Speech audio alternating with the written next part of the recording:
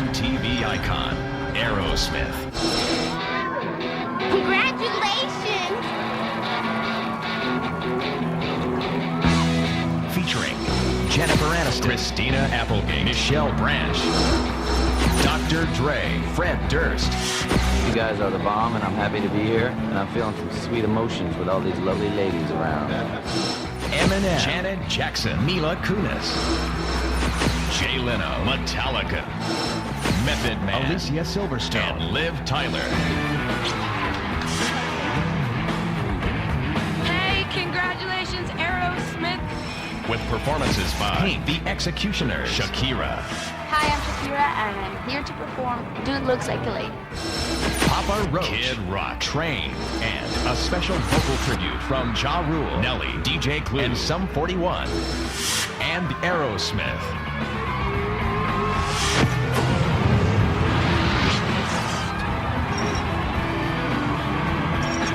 Please welcome last year's MTV icon, Janet Jackson.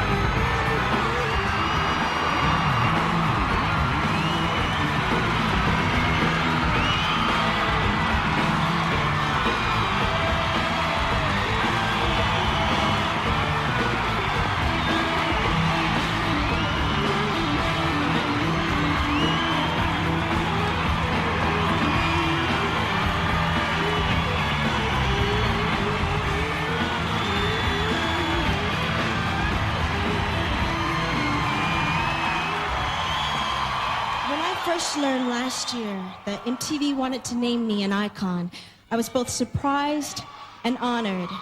I truly couldn't believe that I would be thought of in that way. But here we are a year later, continuing the tradition.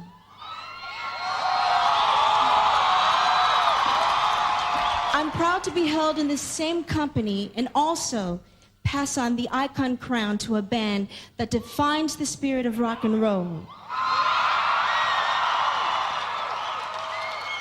An MTV icon is a musical artist whose career has grown alongside a generation of fans.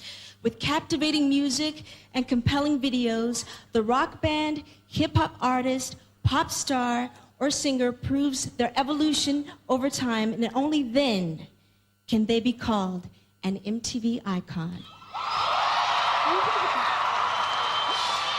Aerosmith. Hi, guys.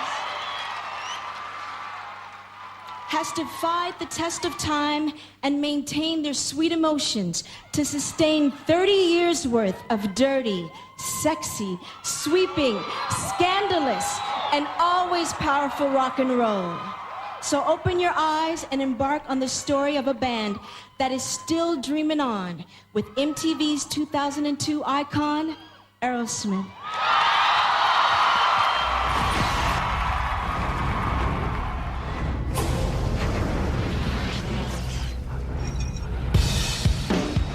I'm not capable of thinking of this band in any other terms than a marriage. I compare it more to like a brothers of choice. We're really like brothers. Brothers can really fight, and brothers can have eternal differences, and yet you can't break up with your brother. It gets way under your skin.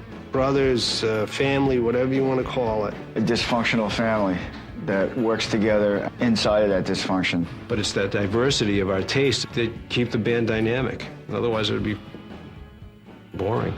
So much of me wouldn't be me if it wasn't for Joe, for Tom, and for Brad, and Joey. And that I love having the same horse that we rode in on, that we're gonna ride out on. It was the summer after the summer of love when one of rock and roll's greatest stories ever told began at a greasy spoon in rural New Hampshire. That's where New York City rocker Steven Tyler rolled in on a summer day with one of his early bands, looking for a little fast food and a couple of laughs. We went and ate at this restaurant, the Anchorage. And I used to do everything from sweep the floor to scrub the grill to make the fried clams and French fries. French fries were brilliant. They were great. They were crispy, delicious, thick. Who made these? I can remember them sitting at a table like down at the other end of the restaurant and throwing food, and I remember having to clean it up. I went back and I said, hey, who made these French fries? And there he was. And I'm telling you, Joe Perry, short hair, black horn rim glasses with tape. However, this guy played guitar. I think it was a couple of years later that we actually sat in and played together. Steven Tyler had dreamed of little else but being a rock star his entire life. But it wasn't until he heard Joe Perry playing Fleetwood Mac's bluesy Rattlesnake Shake that he knew he'd met his match, his guitar god for life. If I can get my melodic sensibility in with this ball, this music that is just pure feeling, we'll have something. We all met up at the barn and one afternoon, and they set up a little 2-track tape recorder, and we played "I'm Down." But I think the first thing we wrote together was "Moving Out." And I